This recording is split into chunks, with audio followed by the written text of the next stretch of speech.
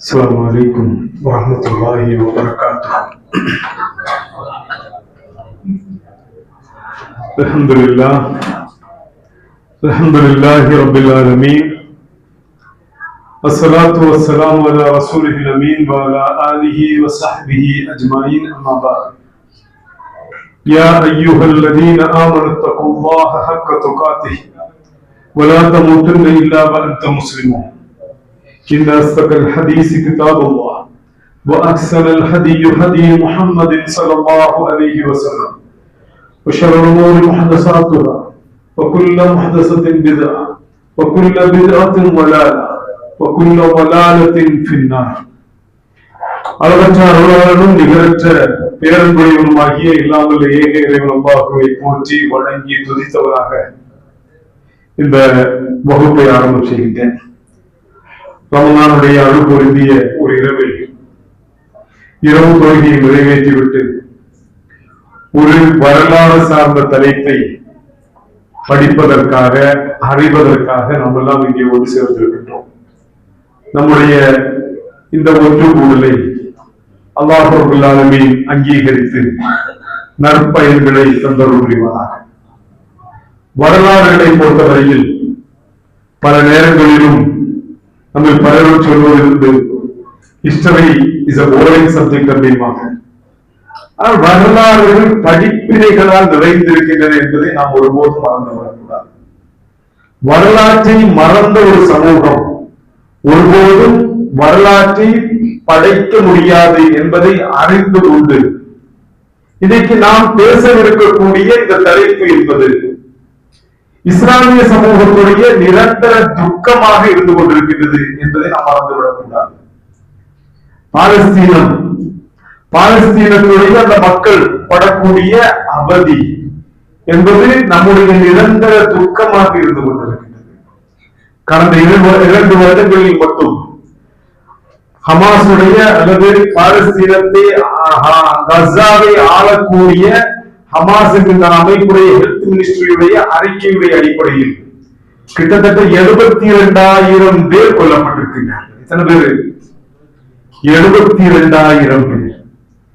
கிட்டத்தட்ட 20,000க்கும் மேற்பட்டவர்கள் குழந்தைகள். சுப்ஹானல்லாஹ், 20,000க்கும் மேற்பட்டவர்கள் குழந்தைகள், 10,000க்கும் மேற்பட்ட பெண்கள். இப்படி ஒரு நிரந்தர துக்கமாக நமக்கு முன்னால் இருக்கக்கூடிய ஒரு தலைப்பை தான் இன்றைக்கு நாம் என்ன செய்ய போறோம், பேச விரும்புகிறோம் என்பதை நாம் மறந்துவிடக்கூடாது.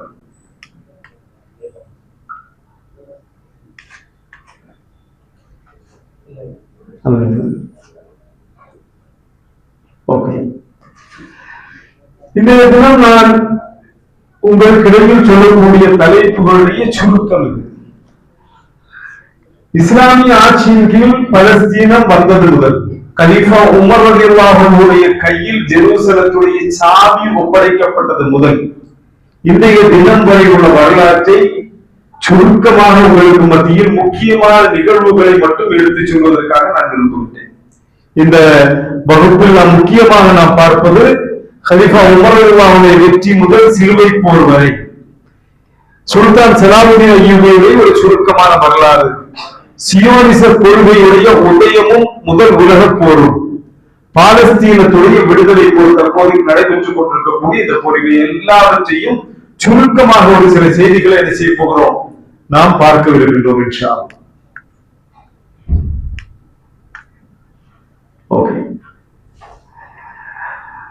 முதலாவதாக நாம் விளங்க வேண்டிய விஷயம் என்று சொன்னால், பாலஸ்தீனத்தை பொறுத்தவரையில் முஸ்லிம்களுக்கு எவ்வாறு பாலஸ்தீனம் புனித பூமியோ அதை போன்று கிறிஸ்தவர்களுக்கும் யூதர்களுக்கும் புனித பூமியாக இருந்து கொண்டிருக்கின்றது. குறிப்பாக ஜெருசலத்தை பொறுத்தவரையில் கிறிஸ்தவர்கள் அதை புனித பூமியாக எண்ணுகின்றார்கள். இயேசுவுடைய பாதம் நடந்து நீங்கி அல்லது ஈசா அலைஹிஸ்ஸலாம் அவர்களுடைய பாதங்கள் நடந்து சென்ற அந்த புண்ணியம் செய்த பூமி அந்த பூமி. கிறிஸ்தவர்கள் இயேசு தங்களுடைய இறுதியாக சுமந்து சென்ற சிலுவை, அந்த சிலுவை இருக்கின்றது என்று நம்பக்கூடிய சர்ச் ஆஃப் செப்பல்கர் அழைக்கப்படக்கூடிய அந்த சர்ச் ஜெருசலத்தில் அமைந்திருக்கின்றது. அதை புனிதமான ஒரு இடமாக அவர்கள் எடுத்துக் கொண்டிருக்கின்றார்கள்.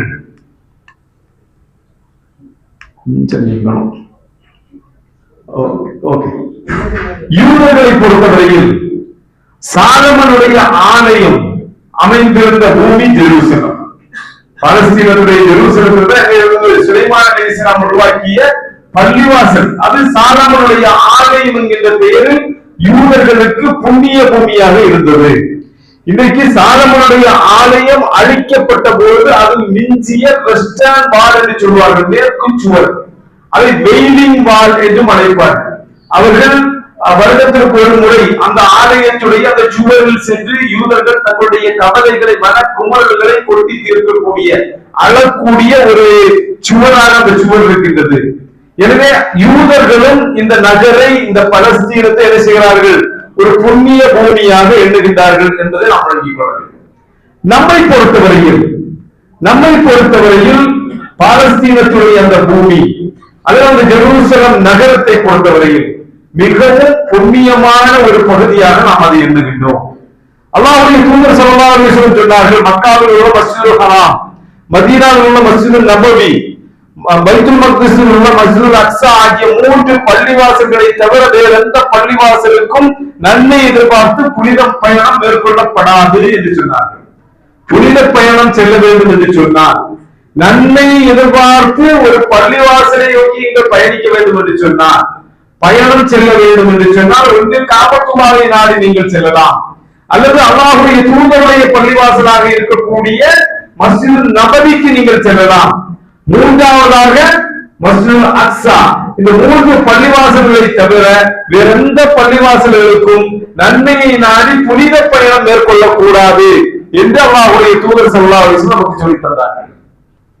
அல்லாஹ்வுடைய தூதர் ஸல்லல்லாஹு அலைஹி வஸல்லம் சொல்லித் தந்த அடிப்படையில் புகாரில் நாம் பார்க்கின்றோம், மூசா அலைஹிஸ்ஸலாம் தன்னுடைய மரணத்துடைய அந்த இடத்தை தேர்வு செய்யும் போது பைத்துல் மக்திஸுடைய அந்த இடத்தில் இருந்து அதற்கு நெருக்கமாக அங்கிருந்து கல்லறியக்கூடிய தூரத்தில் தன்னுடைய அடக்கத்தலம் அமைய வேண்டும் என்று அல்லாஹ்விடத்தில் பிரார்த்தனை செய்தார்கள்.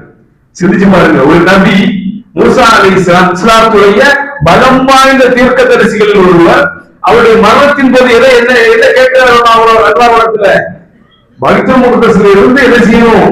கல்லறியக்கூடிய தூரத்தில் என்னுடைய கல்லறை அமைத்துட்டா என்று அல்லாஹ்விற்கு பிரார்த்தனை செய்யக்கூடிய அளவிற்கு புண்ணியம் வாய்ந்த பூமியாக இருந்து கொண்டிருக்கின்றது. இது வஹீயுடைய பூமியாக இருக்கின்றது. அல்லாஹ்வுடைய தூதரே, பூமியில் முதலாக அமைக்கப்பட்ட பள்ளிவாசல் எது என்று நான் கேட்டேன். அல்லாஹ்வுடைய தூதர் என்ன சொன்னாங்க? எது முதல் பள்ளிவாசல்? காபத்துல்லா. இரண்டாவதாக எது என்று கேட்கக்கூடிய நேரத்தில் ஜெருசலத்தில் அமைந்திருக்கக்கூடிய மஸ்ஜிதுல் அக்ஸா என்று சொன்னார்கள். இவை இரண்டுக்கும் இடையிலான கால தூரம் என்னவென்று கேட்கும் போது 40 ஆண்டுகள் என்று அல்லாஹ்வுடைய தூதர் ஸல்லல்லாஹு அலைஹி வஸல்லம் சொன்னார்கள். இந்த பூமியை பொறுத்தவரையில் தாவூத் அலைஹிஸ்ஸலாத்துடைய பாதங்கள் பதிந்த பூமி, இந்த பூமியை பொறுத்தவரையில் சுலைமான் அலைஹிஸ்ஸலாத்துடைய பாதங்கள் பதிந்த பூமி, இந்த பூமியை பொறுத்தவரையில் பல நபிமார்கள், ஜக்கரியா அலைஹிஸ்ஸலாமாக இருக்கட்டும், ஈசா அலைஹிஸ்ஸலாமாக இருக்கட்டும், மூசா அலைஹிஸ்ஸலாமாக இருக்கட்டும், நபிமார்களுடைய பாதச்சுவடுகளால் புண்ணியம் அடைந்த ஒரு அற்புதமான பூமி. அல்லாஹ்விடத்திலிருந்து வஹி ஒவ்வொரு நபிமார்களுக்கும் இறங்கக்கூடிய வஹியுடைய பூமி என்பதை நாம் மறந்துவிடக் கூடாது. நம்மை பொறுத்தவரையில், முஸ்லிம்களை பொறுத்தவரையில் மிக முக்கியமானது என்ன? நம்முடைய முதலாவது கிப்லா எதுவாக இருந்தது? அல்லாஹ்வுடைய தூதருடைய விருப்பத்திற்கு ஏற்ப உங்களுடைய முகத்தை காபத்துல்லாவை நோக்கி நீங்கள் திருப்புங்கள் என்ற அல்லாஹ்வுடைய தூதருக்கு அல்லாஹ் கட்டளையிடுவதை முஸ்லிம்கள் அனைவரும் தங்களுடைய தொழுகையின் போது முன்னோக்கிய பூமி எதுவென்றால் கேட்டால் மஸ்ஜிதுல் அக்ஸாவாக, ஜெருசலம் நகரில் அமைந்திருக்கக்கூடிய மஸ்ஜிதுல் அக்ஸாவாக இருந்தது என்பதை நாம் மறந்துவிடக் கூடாது. அல்லாஹ்வுடைய தூதர் ஸல்லல்லாஹு அலைஹி வஸல்லம் அல்லாஹ் ரப்பல் ஆலமீன் சொல்கிறானா இல்லையா? சுப்ஹானல்லதி அஸ்ரா பி அப்திஹி லைலம் மினல் மஸ்ஜிதில் ஹராமி இலல் மஸ்ஜிதில் அக்ஸா அல்லதி பாரக்னா ஹவ்லஹு லினுரியஹு மின் ஆயாத்தினா இன்னஹு ஹுவஸ் ஸமீஉல் பஸீர். அல்லாஹ் பரிசுத்தமானவன். அவன் தன்னுடைய அடியாரை பைத்துல் ஹராமில் இருந்து, காபத்துல்லாஹில் இருந்து தொலைவில் இருக்கக்கூடிய பைத்துல் முகத்தஸில் உள்ள மஸ்ஜிதுல் அக்ஸாவிற்கு ஒரு இரவில் அழைத்து சென்றான். மஸ்ஜிதுல் அக்ஸாவுடைய சுற்றெல்லைகளை நாம் அபிவிருத்தி செய்திருக்கின்றோம், பரக்கத்து செய்திருக்கின்றோம். அதனுடைய சுற்றெல்லைகளை என்ன செய்திருக்கிறோம்? பரக்கத்து செய்திருக்கின்றோம். நம்முடைய அத்தாட்சிகளை அவருக்கு காண்பிப்பதற்காக அவர் அழைத்து சென்றோம். நிச்சயமாக அல்லாஹ் அவற்றையும் செய்வனாகவும் பார்ப்பவனாகவும் இருக்கின்றான் என்று சொல்லக்கூடிய நேரத்தில் அந்த பூமியை அதனுடைய சுற்றெல்லைகளை எல்லாம் அல்லாஹ் ரப்பல் ஆலமீன் அபிவிருத்தி செய்திருக்கக்கூடிய ஒரு பூமியாக பைத்துல் முகத்தஸ் இருக்கின்றது என்பதை நாம் மறந்துவிடக் கூடாது. இனி நாம் வரலாற்றிற்கு வரோம். மிக முக்கியமான வரலாற்றிற்கு வருகின்றோம். இன்றைக்கு அந்த பூமியை ஆளக்கூடிய கொடுங்கோலராக இருக்கக்கூடிய யூதர்கள் இஸ்ரேல் என்கின்ற இல்லெஜிட்டிமேட்டான ஒரு நாட்டை அமைத்து அந்த நாட்டை ஆளுகின்றோம் என்கின்ற பெயரில் அடக்குமுறைகளை கட்டவிழ்த்து விடக்கூடிய அந்த யூதர்கள், அல்லது பல லட்சம் பல மில்லியன் முஸ்லிம்களை தங்களுடைய தாயகத்திலிருந்து துரத்தி அவர்களுடைய நாடுகளிலிருந்து துரத்தி அகதிகளாக வாழ வைத்துக் கொண்டிருக்கக்கூடிய யூதர்கள், முஸ்லிம்கள் வருவதற்கு முன்னர் அவர்களுடைய நிலை என்னவா இருந்தது பார்க்கணுமா இல்லையா? பார்ப்போம். கிமு 586, அதாவது கிறிஸ்து பிறப்பதற்கு 586 ஆண்டுகளுக்கு முன்னர் பாபிலோனியர்கள் ஜெருசலத்தை கைப்பற்றுகின்றார்கள். சுலைமான் அலைஹிஸ்ஸலாம் உருவாக்கி அந்த இறை இல்லத்தை அவர்கள் தரைமட்டமாக்குகின்றார்கள். அங்கிருந்து யூதர்களை வெளியேற்றுகின்றார்கள். கிமு 586 ஜெருசலம் நகரில் இருந்து யூதர்கள் வெளியேற்றப்படுகின்றார்கள்.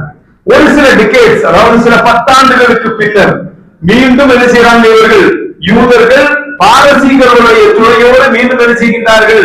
ஜெருசலம் நகரை கைப்பற்றி அங்கு எந்த இறை இல்லம் அழிக்கப்பட்டதோ அந்த சுலைமான் அலைஹிஸ்ஸலாத்துடைய அந்த இறை இல்லத்தை மீண்டும் எழுப்புகிறார்கள். இரண்டாவது செகண்ட் சாலமன் டெம்பிள் என்று சொல்வார்கள், அது எழுப்பப்படுகின்றது. அந்த இறை இல்லத்தை கிபி 70 ரோமர்கள் கைப்பற்றுகின்றார்கள். மீண்டும் என்ன செய்யப்படுகின்றது? அந்த இறை இல்லம் தரைமட்டமாக்கப்படுகின்றது. ஒரு மேற்கு சுவர் என்று அழைக்கப்படக்கூடிய ஒரு சுவரை தவிர மீதம் எல்லாம் அழிக்கப்படுகின்றது. இந்த கிபி 70 இந்த வரலாற்றை எழுதக்கூடிய ஜோசபின் அப்படின்னு சொல்லக்கூடிய யூத வரலாற்று ஆசிரியர் சொல்லுகின்றார், யூதர்கள் கிபி 70வது அந்த ஆண்டில் கொத்து கொத்தாக கொல்லப்பட்டார்கள். யூதர்கள் ஜெருசலம் நகரை ரோமர்கள் கைப்பற்றக்கூடிய அந்த காலகட்டத்தில் கொத்து கொத்தாக கொல்லப்பட்டார்கள் என்பதை பற்றி சொல்லுகின்றார். யூதர்கள் என்ன செய்கிறார்கள்? உலகம் முழுவதும் சிதறி ஓடக்கூடிய ஒரு நிலை ஏற்படுகின்றனர். அவர்களுடைய துயரம் முடிந்ததா என்றால் இல்லை. மீண்டும் ஒரு சில கிளர்ச்சிகளை அவர்கள் செய்யும் போது கிபி 135 ரோம அரசன் ஹட்ரியன் என்கின்ற அந்த அரசன் ஆட்சிக்கு வந்து அவர்களை அவமானப்படுத்தி அங்கிருந்து எக்ஸைல் செய்ய நாடு கடத்துகின்றார். யூதர்கள் என்ன செய்யக்கூடாது? அந்த சாம்ராஜ்யத்திற்குள்ளாக வரக்கூடாது. ஜெருசலம் நகருக்கு பெயர் மாற்றம் செய்யப்படுகின்றது. ஏலியா கேபிட்டோலினா என்கின்ற பெயரில் ரோமர்களுடைய ஒரு பெயர் கொடுக்கப்பட்டு அந்த நகரத்துடைய பெயரே மாற்றப்படுகின்றது. சுலைமான் அலைஹிஸ்ஸலாத்துடைய அந்த இறை இல்லம், சாலமனுடைய இறை இல்லம் அழிக்கப்படுகின்றது. யூதர்கள் அவமானப்படுத்தப்படுகின்றார்கள், கொத்து கொத்தாக கொல்லப்படுகின்றார்கள், நாட்டிலிருந்து விரட்டி ஓட்டப்படுகின்றார்கள். இது ரோமர்களுடைய வரலாறு. பின்னர் ரோமர்கள் என்ன செய்யறாங்க? கிறிஸ்தவர்களாக மாறுவதை நாம் பார்க்கின்றோம். மாறினாலும் என்ன செய்யல? யூதர்களுக்கு ஜெருசலம் நகருக்குள்ளாக நுழைவதற்குரிய அனுமதி வழங்கப்படவில்லை. ஜெருசலம் நகரில் அவங்க வர முடியாது, வரவே முடியாது. வருடத்தில் ஒரே ஒரு நாளை தவிர அந்த மேற்கு சுவரில் வந்து அந்த கோவில் இடிக்கப்பட்ட துயரத்தை சொல்லி அழுவதற்காக அந்த சுவரில் வந்து நின்று ஒரு நாள் நிற்பதற்கு மட்டும் அவர்களுக்கு அனுமதி வழங்கப்பட்டதே தவிர கிட்டத்தட்ட 500 ஆண்டு காலத்திற்கு அவர்கள் என்ன செய்யல?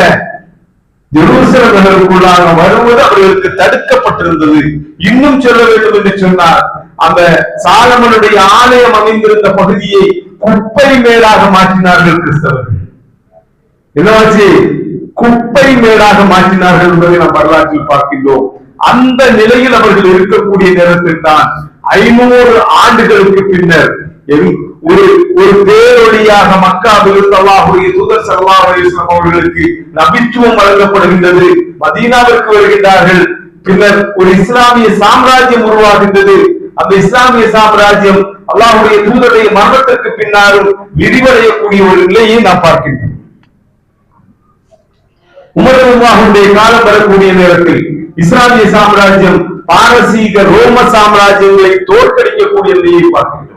யர்முக்கிலும் காதிசியாவிலும் எல்லாம் பெரும் படைகள் தங்களுக்கு முன்னால் அணிவகுத்து நிற்கக்கூடிய நேரத்தில் சில 1000 படை வீரர்களை கொண்டு இஸ்லாமிய படை வரலாறை படைக்கின்றது. 1000 2000 வருடங்களுடைய பரம்பரையாக ஆண்டு கொண்டிருந்த ஆட்சியாளர்களை சில 1000 படை வீரர்கள் தோற்கடித்து வரலாறு படைக்கின்றார்கள். இஸ்லாம் ஒவ்வொரு பகுதியாக ரோமர்களிடமிருந்தும் பாரசீகர்களிடமிருந்தும் கைப்பற்றக்கூடிய நிலையை பார்க்கின்றோம். ரோம சாம்ராஜ்யத்துடைய கையில் இருந்த ஜெருசலம் நகருக்கு முன்னால் இஸ்லாமிய படை வந்து அதை முற்றுகையிடக்கூடிய ஒரு நிகழ்வு நடைபெறுகின்றது. ஜெருசலம் நகரம் முற்றுகையிடப்படுகின்றது. ஜெருசலத்துடைய குலபதியாக அல்லது அந்த சர்ச் ஆஃப் செப்பல்கருடைய பாதிரியாக இருக்கக்கூடிய சோப்ரானியஸ், அவர் முஸ்லிம் படை தளபதியாக இருந்த அபூ உபைதத்து ஜர்ராஹுடன் ஒரு ஒப்பந்தத்திற்கு வருகின்றார். அவர் ஒரே ஒரு கோரிக்கையை வைக்கின்றார், என்னுடைய இந்த நகரத்துடைய சாவியை நான் ஒப்படைக்கின்றேன். அது அபூ உபைதாவிடமோ அல்லது காலித் பின் வலீதிடமோ நான் ஒப்படைக்க மாட்டேன். நான் அந்த சாவியை யாரிடம் ஒப்படைப்பேன்? ஹலீஃபா வர வேண்டும், உமர் ரலியல்லாஹு அன்ஹு வர வேண்டும், அவரிடத்தில் தான் இந்த சாவியை ஒப்படைப்பேன் என்று சொல்லுவதை நாம் பார்க்கின்றோம். இந்த சாவியை பெறுவதற்காக கலீஃபா உமர் ரலியல்லாஹு அன்ஹுவை பொறுத்தவரையில் எல்லா போர்க்களங்களிலும் பங்கு பெற்றிருந்தாலும் கலீஃபா பொறுப்பிற்கு வந்ததற்கு பின்னர் மதீனாவுடைய நகரை விட்டு வெளியே சென்றதே இல்லை. மதீனாவில் இருந்து செல்வதில்லை, வெளியே செல்வதே இல்லை. இந்த அறிவிப்பு, இந்த செய்தி கலீஃபா உமர் ரலியல்லாஹு அன்ஹுவிலே வருகின்றது. ஆலோசனை செய்கின்றார்கள், புறப்படுகின்றார்கள். கலீஃபா உமர் ரலியல்லாஹு அன்ஹு எவ்வளவு நாடுகள் அந்த நேரத்தில் ஆட்சி செய்திருப்பாங்கன்னு சிந்திச்சு பாருங்க. நீங்க எப்படி இருக்கும்? எவ்வளவு நாடுகளை ஆட்சி செய்திருப்பார்கள்? எப்படிப்பட்ட ஒரு ஆட்சியாக இருந்திருக்கும்? ஈரான், ஈராக், எகிப்து, சிரியா, ஜோர்டான், யமன், பஹ்ரைன், ஹிஜாஸ், பாகிஸ்தானுடைய பகுதி, துர்க்மெனிஸ்தான் என்று உலகுடைய பெரும் பகுதியுடைய ஆட்சியாளர் யாரு? உமர் ரலியல்லாஹு அன்ஹு. நான் எந்தெந்த நாடுகளை சிந்தித்து பார்த்தாலே தெரியும். இப்போ ஒரு பெரிய பகுதிகளுடைய பேரரசர், பாரசீக ரோம சாம்ராஜ்யங்களிடம் இருந்ததை விட அதிகமான நிலப்பரப்புடைய அதிபதியாக இருந்த உமர் ரலியல்லாஹு அன்ஹு சோப்ரானியஸ் என்கின்ற அந்த ஜெருசலம் நகருடைய அந்த குலபதி அவர் கேட்ட உடனேயே புறப்படுகின்றார். மக்கள் ஒரு பெரும் படையோடு நீங்கள் புறப்பட்டு செல்ல வேண்டும் என்று சொல்லக்கூடிய நேரத்தில் உமர் ரலியல்லாஹு அன்ஹு என்னுடைய பணியாளரோடு மட்டும்தான் நான் புறப்பட்டு செல்வேன் என்று சொல்லி உமர் ரலியல்லாஹு அன்ஹு பணியாளர் புறப்பட்டு செல்கின்றார். வரலாற்றிலே இந்த மாதிரி செய்திகளை பார்க்கவே முடியாது. சிறு சிறு பொறுப்புகள் ஆணவங்களை தரக்கூடிய ஒரு காலகட்டத்தில் நாம் வாழ்ந்து கொண்டிருக்கிறோம். சிந்திச்சு பாருங்க, ஜஸ்ட் ஒரு நிமிஷம் சிந்திச்சு பாருங்க. அவர் ஆட்சி செய்த பகுதிகளுடைய அந்த எண்ணிக்கை நம்முடைய இரு கைவிரல்களால் எண்ண முடியாத அளவுக்கு பெரும் நிலப்பரப்பை ஆட்சி செய்து கொண்டிருந்த ஒரு சக்கரவர்த்தி மதீனாவிலிருந்து ஜெருசலத்திற்கு புறப்படுகிறார். தன்னுடைய பணியாளரை மட்டும் அழைத்து விட்டு ஒரு வாகனத்தில், இவர் கொஞ்ச நேரம் வாகனத்தில் உட்காருவார், அவர் கொஞ்ச நேரம் உட்காருவார். வரலாறு பதிவு செய்திருக்கின்றது. கலீஃபா உமர் ரலியல்லாஹு அன்ஹுடைய ஆடையை பற்றி. எப்படி இருந்தது தெரியுமா உங்களுக்கு? அவருடைய ஆடை கிட்டத்தட்ட 17 ஒட்டுக்கள் போடப்பட்ட ஆடையோடு பயணித்தார் கலீஃபா உமர். அது எப்படி? நம்ம எல்லாம் ஒட்டு போடும்போது என்ன செய்வோம்? நான் மஞ்சள் கலர் ட்ரெஸ் சொன்னா என்ன செய்வோம்? மஞ்சள் நூல் வாங்கி அழகா ஒட்டு போடுவோம். கிடைக்கிறத வச்சு ஒட்டு போட்டிருப்பது தெரியக்கூடிய நிலையில் கலீஃபா வர்றார் ஜெருசலத்தை நோக்கி. மக்கள் எல்லாம் ஜெருசலத்துடைய மக்கள் எதிர்பார்த்து காத்து நிற்கின்றார்கள். மக்கள், இஸ்லாமிய படைகள் காத்து நிற்கின்றன. தங்களுடைய ஆட்சியாளர் கலீஃபா ஒருவரை காத்திருக்கிறார்கள். கிறிஸ்தவர்கள் காத்திருக்கிறார்கள். மக்கள் எல்லாம் காத்து நிற்கின்றார்கள், சோப்ரானியஸ் உட்பட. அந்த ஜெருசலத்தை நெருங்கக்கூடிய நேரத்தில் உமர் ரலியல்லாஹு அன்ஹுடைய அந்த டேன் முடிந்து விட்டது. வாகனத்தில் வருவது இறங்கிவிட்டு தன்னுடைய பணியாளை வாகனத்தில் உட்கார வைக்கின்றார். பணியால் சொல்லுகிறார், கலீஃபா ஜெருசலம் வந்து விட்டது, நீங்கள் வாகனத்தில் அமருங்கள். இல்லை இல்லை, நாம் செய்த ஒப்பந்தப்படிதான் நடப்போம் என்று சொல்லி வாகனத்தில் பணியாளனை அமர வைத்து வாகனத்துடைய சேலத்தை பிடித்துக் கொண்டு வரக்கூடிய ஒரு கலீஃபா. மக்கள் எல்லாம் பார்க்கின்றார்கள், யார் சக்கரவர்த்தி? இத்தனை நாடுகள் ரோமர்களும் பாரசீகர்களும் ஆள முடியாத அளவுக்கு ஒரு பெரும் நிலப்பரப்பை ஆளக்கூடிய ஆட்சியாளர் எங்கே என்று தெரியாமல் சோஃபோனியஸும் அதை போன்ற மக்களும் எல்லாம் திகைத்து நிற்கக்கூடிய அளவிற்கு ஒரு நிலை அங்கே ஏற்படுகின்றது. இறுதியில் கலீஃபாவை அடையாளம் காணுகின்றார் சோஃபோனியஸ். இருவரும் செல்லுகின்றார்கள். சர்ச் ஆஃப் செப்பல்கர் என்று அழைக்கப்படக்கூடிய இயேசு சுமந்ததாக சொல்லப்படக்கூடிய சிலுவை அமைந்திருக்கக்கூடிய அந்த சர்ச்சுக்குள்ளாக செல்லுகின்றார்கள். அவர்களிடத்தில்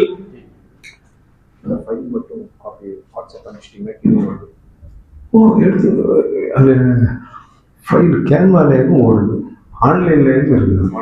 ஆன்லைன்ல இருக்கு, வாட்ஸ்அப்ல இல்ல, ஆன்லைன்ல தான் இருக்குது. ஆன்லைன் ஃபைல் இது, நெட் கனெக்ஷன்ல தான் வந்துட்டு இருக்கு.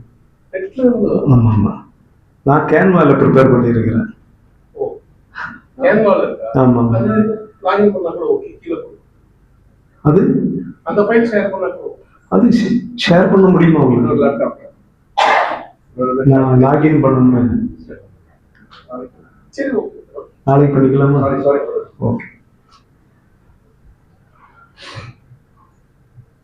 சர்ச் ஆஃப் செப்பல்கருக்குள்ளாக சென்று இருவரும் ஒப்பந்தம் போட்டிருக்கின்றார்கள். வரலாற்று சிறப்பு மிக்க ஒரு ஒப்பந்தம் கையொப்பமாகிறது. ஒரு பன்முக சமூகத்தில் ஒரு முஸ்லிம் எப்படி பயணிக்க வேண்டும் என்பதை கற்றுத்தரக்கூடிய ஒப்பந்தம். சுப்ஹானல்லாஹ். ரசூலுல்லாஹி ஸல்லல்லாஹு அலைஹி வஸல்லம் மதீனாவை வந்தடைந்த உடனேயே மதீனாவில் இருக்கக்கூடிய பல்வேறு குழுக்களோடு ஒப்பந்தம் செய்தார்கள். மதீனாவிற்கான ஒரு அரசியல் சாசனத்தை உருவாக்கினார்கள். அதிலிருந்து பாடம் பயின்ற உமர் ரலியல்லாஹு அன்ஹு ஒரு பன்முக சமூகம் இருக்கக்கூடிய ஒரு பகுதியில் எவ்வாறு செயல்பட வேண்டும் என்பதை அதை அழகான முறையில் விளக்கமாக செயல் விளக்கமாக காட்டுகின்றார்கள். கிறிஸ்தவர்களுக்கு உங்களுடைய சிலுவையை வைத்துக் கொள்வதற்கான அனுமதி உண்டு, உங்களுடைய வழிபாட்டு தலங்களை நீங்கள் வைத்துக் கொள்வதற்கான அனுமதி உண்டு என்கின்ற உரிமை, கிறிஸ்தவர்களுக்கு ஜெருசலம் நகரில் வாழ்வதற்கான அனுமதி வழங்கப்படக்கூடிய ஒரு உரிமை வழங்கப்படக்கூடிய ஒரு ஒப்பந்தம் அங்கே கையெழுத்தாகின்றது. சுப்ஹானல்லாஹ். தொழுகையுடைய நேரம் வருகின்றது. உமர் ரலியல்லாஹு தொழுகைக்காக தயாராகக்கூடிய நேரத்தில் சோஃப்ரானியஸ் திகைத்து போய் நிற்கிறார். ஒரு சக்கரவர்த்தியா எப்படி முஸ்லிம்களால் இந்த அளவுக்கு நிலப்பரப்பை கையகப்படுத்த முடிந்தது, கைப்பற்ற முடிந்தது என்பதை சோஃப்ரானியஸ் விளங்கிக் கொள்கின்றார். இந்த உலகின் மீது எவ்வித ஆசையும் இல்லாதவர்கள் இவர்கள் என்பதை விளங்கிக் கொள்கின்றார். சோஃப்ரானியஸ் அந்த அளவுக்கு உமர் ரலியல்லாஹு அன்ஹுவோடு நெருக்கமாகி விடுகின்றார். சோஃப்ரானியஸ் சொல்லுகின்றார், உமரே, இங்கே என்னுடைய இந்த சர்ச்சில் உங்களுக்கு தொழுவதற்குரிய ஒரு இடத்தை நான் ஏற்பாடு செய்து தருகின்றேன், நீங்கள் தொழுங்கள் என்று சொல்லக்கூடிய நேரத்தில் உமர் ரலியல்லாஹு அன்ஹு சொல்லுகின்றார்கள், இல்லை இல்லை, நான் இங்கே தொழ மாட்டேன். இங்கு நான் தொழுதால் இதை காரணமாக சொல்லி இந்த சர்ச்சை பிற்காலத்தில் எனக்கு பின்னால் வரக்கூடியவர்கள் கைப்பற்றுவதற்கான வாய்ப்பு உண்டு, இல்லை என்று சொல்லி வேறொரு பகுதிக்கு சென்று தொழுகை நடத்தக்கூடிய உமர் ரலியல்லாஹு அன்ஹுவை பார்க்கிறோம். அந்த எந்த இடத்தில் உமர் ரலியல்லாஹு அன்ஹு தொழுதார்களோ அந்த இடம் இன்றைக்கு அங்கு ஒரு பள்ளிவாசல் இருக்கின்றது என்பதை நாம் மறந்துவிடக் கூடாது.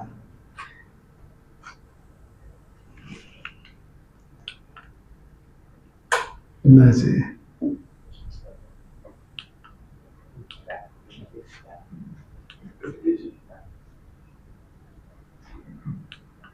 கொஞ்சம் பேக்ல வரணும்,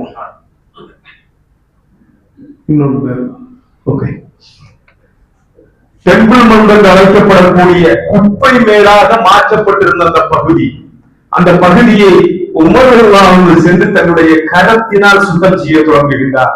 இதை பார்த்த படை வீரர்கள் எல்லாம் சேர்ந்து எந்த பகுதியை குப்பை மேலாக ஆக்கி யூதர்களை அவமதிக்க வேண்டும் என்று கிறிஸ்தவர்கள் செய்தார்களோ அந்த குப்பை மேட்டை முஸ்லிம்கள் சுத்தம் செய்கின்றார்கள். யாருக்கு? தூய்மையான புனிதமான இடமாக இருக்கின்றது என்று சொன்னால் யூதர்களுடைய புனிதமான இடம், அதை சுத்தம் செய்யக்கூடியவர்களை நாம் பார்க்கின்றோம். அதற்கு பின்னர் உமர் ரலியல்லாஹு அன்ஹு ஜெருசலம் நகருக்குள்ளாக 500 ஆண்டுகளுக்கு பின்னர் 70 யூத குடும்பங்கள் அங்கே வந்து தங்குவதற்குரிய அனுமதியும் வழங்குகின்றார்கள் என்பதை யூத முஸ்லிம் குரோனிக்கல்ஸ் என்று அழைக்கப்படக்கூடிய இந்த நிகழ்ச்சியை விவரிக்கக்கூடிய யூதர்களுடைய முஸ்லிம்களுடைய வரலாற்று புத்தகங்கள் நாம் பார்க்கின்றோம். கிறிஸ்தவர்களுடைய வரலாற்று புத்தகங்கள் அப்படி வந்து நம்ம பார்க்க முடியாது. அது எப்போதுமே பிரிஜுடிஸ்டாகத்தான் இருக்கும். இந்த ஒப்பந்தத்தை பொறுத்தவரையில் அது ஒரு மனிதநேயத்துடைய ஒரு பிரகடனமாக அமைந்தது, மனித உரிமையுடைய பிரகடனமாக அமைந்தது என்பதையும் நாம் விளங்கிக் கொள்ள கடமைப்பட்டோம். இப்ப 500 ஆண்டுகளுக்கு பின்னர் இவர்கள் யாரால உள்ள வர்றாங்க? யாரால உள்ள வர்றாங்க? முஸ்லிம்களான. யார் கொண்டு வர்றா? உமர் ரலியல்லாஹு அன்ஹு. 500 ஆண்டுகளாக அவர்கள் துரத்தப்பட்டிருந்தார்கள், மீண்டும் உள்ள வர்றாங்க. அதற்கு பின்னர் கிட்டத்தட்ட ஒரு 400 ஆண்டு காலத்திற்கு அவர்கள் ஜெருசலேம் நகருக்குள்ளாக வாழக்கூடிய, பாலஸ்தீனத்தில் வாழக்கூடிய உரிமையை யாரு கொடுத்தாங்க? முஸ்லிம் ஆட்சியுடைய வரலாற்றை நீங்கள் எடுத்து பாருங்கள். எப்போதெல்லாம் பாலஸ்தீனத்தில் முஸ்லிம்களுடைய ஆட்சி அமைந்திருக்கிறதோ அது உமர் ரலியல்லாஹு கிலாஃபத்தாக இருக்கட்டும், அதற்கு பின்னால் வந்த பல சாம்ராஜ்யங்களை நம்மால் பார்க்க முடியும். குறிப்பாக மம்லூக்குகளை பார்க்கலாம், செல்ஜுக்குகளை பார்க்கலாம், பல சாம்ராஜ்யங்கள் உண்டு. இந்த எல்லா சாம்ராஜ்யங்களுடைய காலகட்டத்திலும் முஸ்லிம்கள் ஜெருசலேத்தில் வாழ்ந்தார்கள், கிறிஸ்தவர்கள் வாழ்ந்தார்கள், யூதர்கள் வாழ்ந்தார்கள். எவ்வித பிரச்சனைகளும் இல்லாமல் வாழ்ந்தார்கள். ஒரு சிறிய ஒரு காலகட்டத்தில் ஹக்கீம் பின் அம்ரில்லா என்று அழைக்கப்படக்கூடிய ஒரு ஷியாக்களுடைய துருஸுடைய ஒரு பிரிவு, துருஸ் என்று அழைக்கப்படக்கூடிய ஷியாக்களுடைய ஒரு பிரிவை சார்ந்த ஒரு மெண்டல் என்று அழைக்கப்படக்கூடிய, அதாவது மனநிலை சரியில்லாத ஆட்சியாளர் என்று அவன் அழைக்கப்படுகின்றான். அவருடைய அந்த ஆட்சி காலத்தில் இந்த சப்சப் செப்பல்கர் அழிக்கப்படுகின்றது. அவருடைய மகனாக இருந்த அதற்கு பின்னால் இருந்த ஆட்சியாளர் அதை பெற்றவும் செய்கின்றார். இந்த காலகட்டங்களில் எல்லாம் கிறிஸ்தவ, முஸ்லிம், யூதர்கள் ஒற்றுமையோடு பாலஸ்தீனத்தில் வாழ்ந்தார்கள். யாருடைய ஆட்சியில் மட்டும்தான்? இஸ்லாமியர்களுடைய ஆட்சியில் மட்டும்தான். வரலாறை யார் எழுதிய வரலாறு என்றால் நீங்கள் படியுங்கள். பாபிலோனியர்களுடைய காலகட்டத்தில் யூதர்கள் வெளியாக்கப்பட்டார்கள், ரோமர்களால் வெளியேற்றப்பட்டார்கள். கிறிஸ்தவர்களுடைய ஆட்சியாளர் ரோமர்களுடைய ஆட்சி மாறிய பின்னரும் வெளியேற்றப்பட்டார்கள். அவர்களுடைய டெம்பிள் மூன்று குப்பை மேலாக ஆக்கப்பட்டது, அவமானப்படுத்தப்பட்டார்கள், கொத்து கொத்தாக கொல்லப்பட்டார்கள். முஸ்லிம்களுடைய ஆட்சியில் மட்டும்தான் அவர்களுக்கு நிம்மதியாக அந்த பூமியில் வாழக்கூடிய உரிமை வழங்கப்பட்டது என்பதை ஒருபோதும் மறந்துவிடக் கூடாது. யார் எழுதிய வரலாற்றிலும் மறைக்க முடியாத ஒரு உண்மையாக இருந்து கொண்டிருக்கிறது. இந்த காலகட்டத்தில் தான் சிலுவை போருக்கான, முதலாம் சிலுவை போருக்கான அழைப்பு விடுக்கப்படுகிறது. வரலாறு கொஞ்சம் ஃபாஸ்டா தான் நான் கொண்டு போறேன். காரணம் என்னன்னா, பாலஸ்தீனத்துடைய வரலாறு நாம் பேச தொடங்கினால் கிட்டத்தட்ட ஒரு 1 வீக் ஒரு 1 hour கிளாஸ் வச்சு பேசினா கூட முடிக்க முடியாது. அதனால கொஞ்சம் ஃபாஸ்டா ஒரு 400 வருஷம் 300 வருஷம் அப்படி ஸ்கிப் பண்ணி தான் கொண்டு போறோம். சரியா? கிட்டத்தட்ட 400 ஆண்டுகளுக்கு பின்னர் சிலுவை போருக்கான அழைப்பு விடுக்கப்படுகின்றது. சிலுவை போருக்கான அழைப்பை யார் கொடுக்கிறார்? போப்பு இரண்டாமன், அர்பன் இரண்டாமன் என்கின்ற அந்த போப்பு கொடுக்கின்றார். கொடுக்கக்கூடிய நேரத்தில் அவர் அதற்கான ஒரு காரணத்தை சொல்லுகின்றார். பாத்தீங்கன்னா, they destroy the altars after having defiled them with their uncleanliness.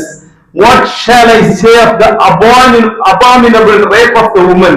என்று சொல்லுகிறார். அதாவது அவர்களுடைய அந்த மிஹ்ராப் போல இருக்கும் அந்த ஆல்டர்ஸ், அவர்களுடைய அந்த வழிபாட்டு தலங்களை இவர்கள் என்ன செய்திருக்காங்க? அதை டிஃபைல் செய்து விட்டார்கள், அல்லது அதை தூய்மையற்றதாக மாற்றி விட்டார்கள், இவருடைய பெண்களை கற்பழித்து விட்டார்கள் என்றெல்லாம் ஒரு இல்லாத குற்றச்சாட்டை சொல்லி போர் இரண்டாமல், அர்ப்பன் இரண்டாமல் என்று சொல்லக்கூடிய போர் சிலுவை போருக்கான அழைப்பு விடுகின்றார். வரலாற்றை ஆய்வு செய்யக்கூடியவர்கள் இந்த காலகட்டத்தை ஆய்வு செய்து சொல்லுகின்றார்கள். இந்த காலகட்டம் ஐரோப்பாவுடைய மிகவும் நெருக்கடி வாய்ந்த ஒரு காலகட்டமாக இருந்தது. ஐரோப்பா அரசர்களுக்கு இடையில் ஒற்றுமை இல்லாத ஒரு சூழல் இருந்தது. பரஸ்பரம் அவர்கள் என்ன செய்து கொண்டிருந்தார்கள்? தங்களுக்கு இடையில் போர்களை செய்து கொண்டிருந்த ஒரு காலகட்டம். மக்களுக்கிடையில் வறுமை மிஞ்சி நின்றது. வறியவர்களாக மக்கள் இருந்தார்கள். பெரும்பாலானவர்கள் திருடர்களாக, கொள்ளைக்காரர்களாக மாறக்கூடிய நிலை இருந்தது. எங்கு பார்த்தாலும் ஒருவருக்கு ஒருவர் சண்டையிடக்கூடிய ஒரு காலகட்டம். இந்த நேரத்தில் கிறிஸ்தவர்களுக்கிடையில் ஒரு ஒற்றுமையை உருவாக்க வேண்டும் என்று சொன்னார். அவர்களுடைய ஒட்டுமொத்த கவனத்தையும் வேற எங்காவது திருப்ப வேண்டும் என்கின்ற ஒரு தேவை இருந்தது. அதற்காக அவர்களுடைய தேவை, அவர்களுடைய அனைவருடைய பார்வையையும் கிழக்கு கல்ஃப் கண்ட்ரிஸ், அதாவது இன்றைக்கு இருக்கக்கூடிய மத்திய கிழக்கு நாடுகளின் பக்கம் திருப்புகின்றார். இவர்களில் பெரும்பாலானவர்களை சிலுவைப்படை வீரர்களாக அந்த பகுதிகளுக்கு அனுப்புவதன் மூலம் இங்கே இருக்கக்கூடிய பிரச்சனைகள் தீரும் என்றும், அவ்வாறு இதற்காக சென்றால் உங்களுடைய பாவங்கள் மன்னிக்கப்படும் என்றெல்லாம் பிரச்சாரங்கள் செய்யப்படுகின்றது. நீ என்ன செய்திருந்தாலும், கொலை செய்திருந்தாலும், திருடி இருந்தாலும், உபச்சாரம் செய்த எல்லாமே என்ன செய்யப்படும்? உனக்கு பாவம் மன்னிப்பு கிடைக்கும், நீ சிலுவை போருக்கு சென்றால் போதும் என்கின்ற ஒரு பிரச்சாரம் செய்யப்படுகின்றது. குறிப்பாக முஸ்லிம்களை காபிர்கள் என்கின்ற பிரச்சாரம் செய்யப்படும். எப்படி இன்னைக்கு நம்மள சொல்றாங்க இல்லையா, காபிர்கள் காபிர்கள். வார்த்தை காபிர்கள் அரபியாக இருந்தாலும் அவர்கள் என்ன செய்தாங்க? இறை நிராகரிப்பாளர்கள் என்கின்ற பதத்தை தான் முஸ்லிம்களுக்கு எதிராக இந்த காலகட்டத்தில் சிலுவை போருக்கு அழைப்பு விடுத்தவர்கள் பயன்படுத்தினார்கள் என்பதை நாம் மறந்து வரக்கூடாது. புனித போர் யார் என்னை குற்றம் சாட்டுறாங்க? யாரை குற்றம் சாட்டுறாங்க? முஸ்லிம்கள். ஜிஹாது, புனித போருக்கு முதலாக வரலாற்றில் புனித போருக்கு அழைப்பு விடுத்தவர்கள் யாரு? கிறிஸ்தவர்கள். குருசேர்ஸ் தான் முதலாக அழைப்பு விடப்படக்கூடிய புனித போர் என்பதை நாம் மறந்துவிடக் கூடாது. இந்த காலகட்டத்தில் இப்படி ஒரு உண்மைக்கு புறம்பான ஒரு காரணத்தை சொல்லி இவர்கள் சிலுவை போருக்கான அழைப்பு விடுக்கின்றார்கள். கிட்டத்தட்ட 60,000 முதல் 1,00,000 படை வீரர்கள், ஐரோப்பாவுடைய பல்வேறு இளவரசர்கள், துறப்புகளுடைய தலைமையில் அரேபிய தேசத்தை நோக்கி புறப்பட்டு வருகின்றார்கள். இந்த காலகட்டத்தில் இஸ்லாமிய சாம்ராஜ்யத்துடைய ஆட்சியாளர்களாக செல்ஜுக் அரசர்கள் இருந்தார்கள். அவர்களுடைய சாம்ராஜ்யத்துடைய இறுதி கட்டம் வரக்கூடிய நேரத்தில் தங்களுக்கிடையில் கருத்து வேறுபாடு கொண்டார்கள். திருக்குறானில் ஒரு வசனம் உண்டு, அல்லாஹ்வுடைய தூதரை நீங்கள் பின்பற்றுங்கள், உங்களுக்கு இடையில் நீங்கள் கருத்து வேறுபாடு கொள்ளாதீர்கள், நீங்கள் கோழைகளாக ஆகிவிடுவீர்கள், உங்களுடைய பலம் குன்றிவிடும் என்றெல்லாம் அல்லாஹ் சொல்லினாரா இல்லையா?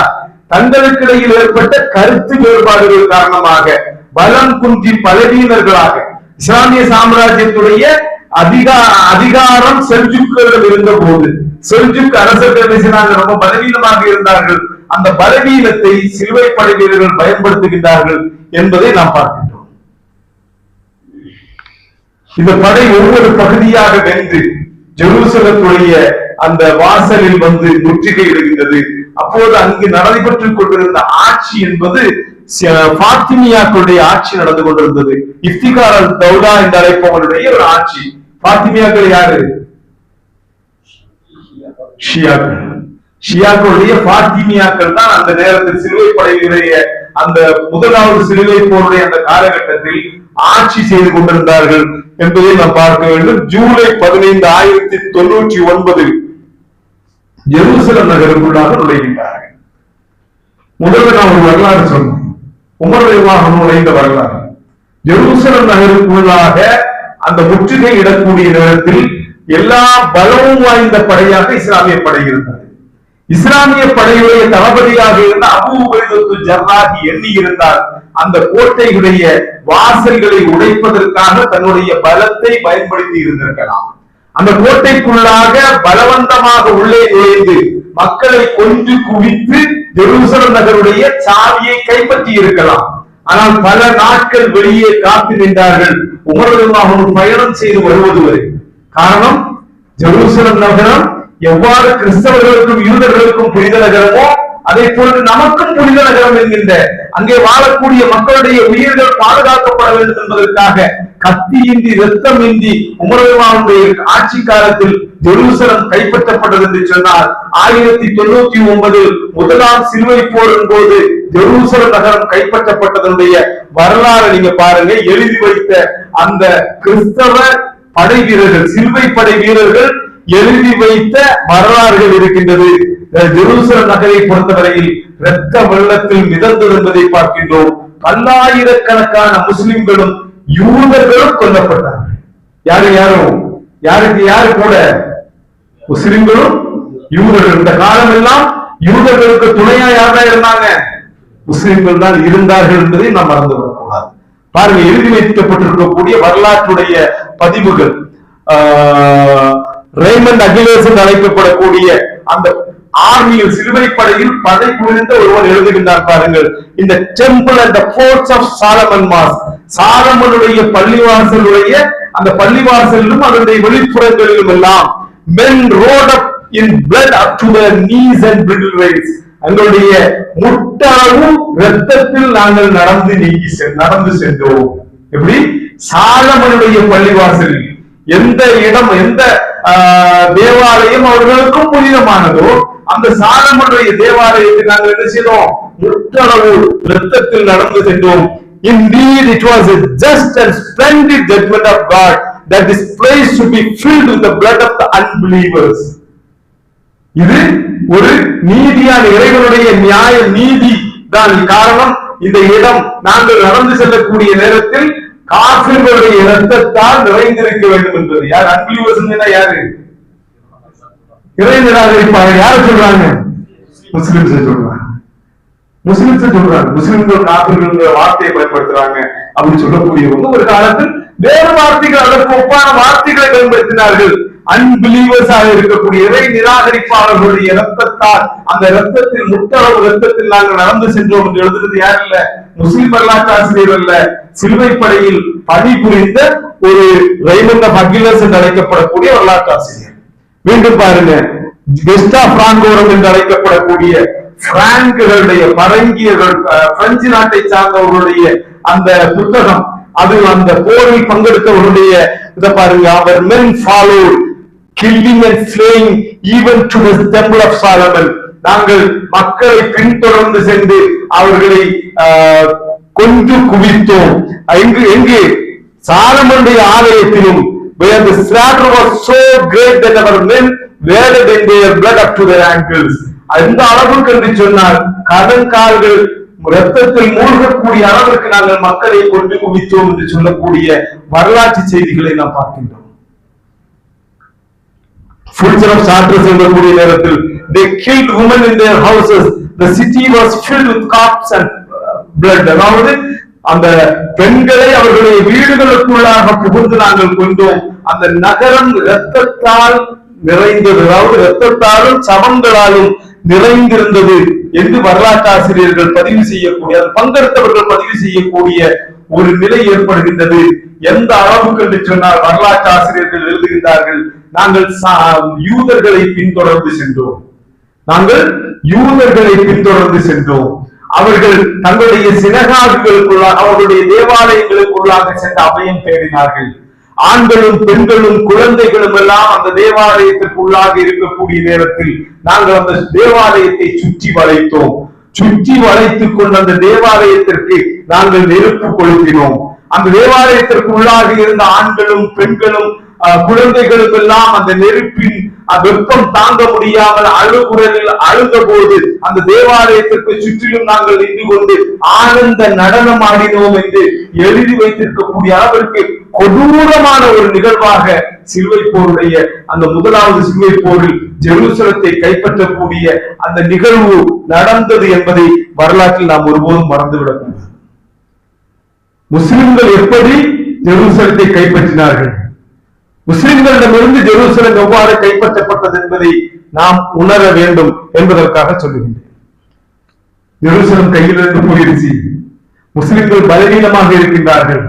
ஆட்சியாளர்கள் தங்களுக்கு இடையில் இருக்கக்கூடிய கருத்து வேறுபாடுகளை மையப்படுத்தி அதற்கு பின்னால் சென்று கொண்டிருக்கக்கூடிய ஒரு காலகட்டத்தில் சுப்ஹானல்லாஹ், இந்த சமூகத்துடைய அறிஞர்கள் ஜெருசலத்தை மீட்க வேண்டும் என்பதற்காக களம் கண்டார்கள் என்கின்ற வரலாற்று செய்தியை பார்க்கிறோம்.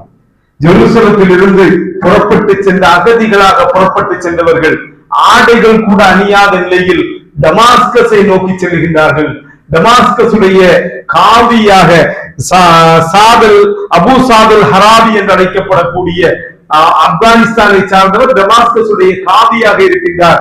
மக்களுக்கு வகுப்படுத்திக் கொண்டிருக்கக்கூடிய நேரத்தில் இந்த மக்கள் அங்கே செல்கின்றார்கள். சென்று அங்கே உஸ்மான் ரலியல்லாஹுடைய கரத்தால் எழுதப்பட்ட, உஸ்மான் ரலியல்லாஹு உருவாக்கிய அந்த திருக்குர்ஆனுடைய பிரதி பைத்துல் மக்தஸில் இருந்ததை எடுத்தவர்கள் செல்லுகின்றார்கள். அங்கே சென்று அபூ ஸாத் அல்-ஹராவி இடத்தில் அதை ஒப்படைத்து மக்கள் நடந்த நிகழ்வுகளை சொல்லுகின்றார்கள். அபூ ஸாத் அல்-ஹராவி என்று சொல்லக்கூடிய அந்த அறிஞர் இந்த மக்களையும் அழைத்துக் கொண்டு நேரடியாக கலீஃபா இருக்கக்கூடிய அல் முஸ்தசிர் பில்லா என்று அழைக்கப்படக்கூடிய அந்த கலீஃபா இருக்கக்கூடிய பாக்தாத் நகரை நோக்கி புறப்படுகின்றார். ஒரு ரமலானுடைய மாதம் அங்கே சென்று கலீஃபாவை சந்தித்து ஜெருசலம் நகருக்கு நீதி கேட்பதற்காக அந்த அறிஞர் முயற்சி செய்கின்றார். பல முறை முயற்சி செய்கின்றார். அந்த முயற்சி வெற்றியடையவில்லை. அழகான ஒரு வரலாறு உண்டு. ஒரு கட்டத்தில் எல்லா முயற்சிகளும் பயனற்று போகக்கூடிய ஒரு நிலையில் அந்த அறிஞர் புறப்பட்டு அந்த வெள்ளிக்கிழமையுடைய ஜும்மா நடைபெறக்கூடிய நேரத்தில் இது போன்ற ஒரு ரமலானுடைய மாதத்தில் பள்ளிவாசலுக்குள்ளாக இவர்கள் எல்லாம் ஒன்றாக நுழைந்து செல்லுகின்றார்கள். தலைகள் மழுங்கடிக்கப்பட்ட நிலையில் சோகத்தை வெளிப்படுத்துவதற்காக மொட்டையடிக்கப்பட்ட தலைகளோடு அந்த பள்ளிவாசலுக்குள்ளாக நடந்து சென்று பள்ளிவாசலுடைய முற்பகுதியை அடைந்து இந்த அறிஞர் டமாஸ்கஸுடைய காதியாக இருந்த ஸாத் அல்-ஹராவி என்று அழைக்கப்படக்கூடிய அந்த அறிஞர் மக்களுக்கு முன்னால் ரமலானுடைய மாதத்தில் வெள்ளிக்கிழமையில் நின்று கொண்டு தான் கொண்டு வந்திருந்த ரொட்டி துண்டை எடுத்து மக்கள் பார்க்கக்கூடிய நேரத்தில் நோன்புடைய நேரத்தில் அந்த ரொட்டி துண்டை சாப்பிடுகின்றார். மக்கள் எல்லாம் ஆவேசப்படுகின்றார்கள், கலக்கம் அடைகின்றார்கள், கோபம் அடைகின்றார்கள், கும்பலாக அவரை சூழ்ந்து கொள்கின்றார்கள். அப்போது மக்களை கேட்டுவிட்டு மக்களை பார்த்தவர் கேட்கின்றார், நான் ரமலானுடைய மாதத்தில் ரொட்டி துண்டை சாப்பிடுவது உங்களுக்கு கோபத்தை ஏற்படுத்துகின்றது, ஆனால் உங்களுடைய சகோதரர்களுடைய இரத்தம் ஜெருசலம் நகரில் ஆறாக ஓடியதை எண்ணி உங்களுக்கு கோபம் ஏற்படவில்லையா என்று கேட்கின்றார். நான் ரமலானுடைய மாதத்தில் நோன்புடைய நேரத்தில் ரொட்டி துண்டை சாப்பிடுகின்றேன் என்பதால் கோபப்படக்கூடிய சமூகமே உங்களுடைய ஜெருசலத்துடைய பள்ளிவாசலில் ஆயிரக்கணக்கான உங்களுடைய சகோதரருடைய இரத்தம் வீழ்ந்திருக்கின்றது, ஆணாக ஓடுகின்றது, அதை எண்ணி உங்களுக்கு கோபம் ஏற்படவில்லையா என்று கேட்கின்றார். மீண்டும் சொல்லுகின்றார், நான் ரமலான் ரொட்டி துண்டை சாப்பிடுவதில் பாவத்தை கண்டறியக்கூடிய உங்களால் ஏன் பைத்துல் மக்தஸ் என்கின்ற மகத்தான இறை இல்லம் அவமதிக்கப்படுவதையும் ஆயிரக்கணக்கான நம்பிக்கையாளர்கள் கொல்லப்படுவதையும் ஏற்க முடிகின்றது என்று கேட்கின்றார். நான் வந்தேன் ஆட்சியாளரை கலீஃபாவை சந்திப்பதற்காக வந்தேன், அவரை சந்திக்க கூட நான் அனுமதிக்கப்படவில்லை என்று சொல்லக்கூடிய அந்த நேரத்தில் கலீஃபாவை சந்திப்பதற்கான வாய்ப்பு ஏற்படுத்தப்படுகின்றது. கலீஃபாவும் அபூ ஸாத் அல்-ஹராவியும் பேசுகின்றார்கள். அபூ ஸாத் அல்-ஹராவியை பொறுத்தவரையில் அழகான வாக்கு சாமர்த்தியம் உள்ள ஒருவராக இருந்தார் என்று வரலாறுகள் நம்மால் பார்க்க முடிகின்றது. கலீஃபா அந்த காலகட்டத்தில் பாக்தாதுடைய அப்பாசிய கலீஃபாக்கள் பலம் குந்தியவர்களாக செல்ஜூக்குகளுடைய தயவில் இருந்த ஒரு காலகட்டம். கலீஃபாவால் எதுவும் செய்ய முடியவில்லை. அடுத்த வெள்ளிக்கிழமை அதே பள்ளிவாசலில் பாக்தாதுடைய கிராண்ட் மாஸ்கில் ஹுத்பாவை அபூ ஸாத் அல்-ஹராவி நடத்துகின்றார். மக்களுக்கு ஜெருசலத்துடைய நிகழ்வுகளை எடுத்துச் சொல்கின்றார் என்கின்ற செய்தியை நம்மால் பார்க்க முடிகின்றது. இப்படி ஆட்சியாளர்கள் மௌனமாக இருந்த காலகட்டத்தில் ஜெருசலம் மீட்கப்பட வேண்டும் என்பதற்காக அறிஞர்கள் முயன்றார்கள் என்கின்ற செய்தியை நாம் பார்க்கின்றோம். இந்த காலகட்டத்தில் அறிஞர்களுடைய முயற்சியின் காரணமாக ஆட்சி சுல்தான்கள் மௌனமாக இருந்தாலும் ஒரு சில கவர்னர்கள் அந்த ஜெருசலத்தை மீட்பதற்காக சிலுவை படை வீரர்களுக்கு எதிராக பல களங்களை காணுகின்றார்கள். ஹர்ரான் போராக இருக்கட்டும், அல்லது அகர் சாங்குனிஸ் என்று அழைக்கப்படக்கூடிய தி ஃபீல்ட் ஆஃப் பிளட் என்று அழைக்கப்படக்கூடிய அந்த இரத்த களம் என்று அழைக்கப்படக்கூடிய போர்க்களமாக இருக்கட்டும், இந்த போர்கள் எல்லாம் இந்த காலகட்டத்தில் நடைபெற்ற மிக முக்கியமான போர்கள்.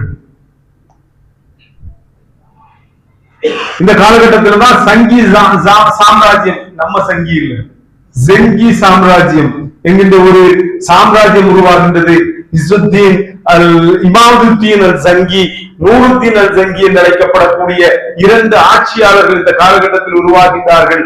உண்மையாகவே அல்லாஹ்வின் மீது அச்சமும் ஜெருசலம் மீட்கப்பட வேண்டும் என்கின்ற எண்ணத்தோடு ஆட்சி செய்த இவர்கள் அதற்கான பல முயற்சிகளை செய்கின்றார்கள். பல போர்களில் அவர்களை தோற்கடிக்கின்றார்கள் என்பதை பார்க்கின்றோம்.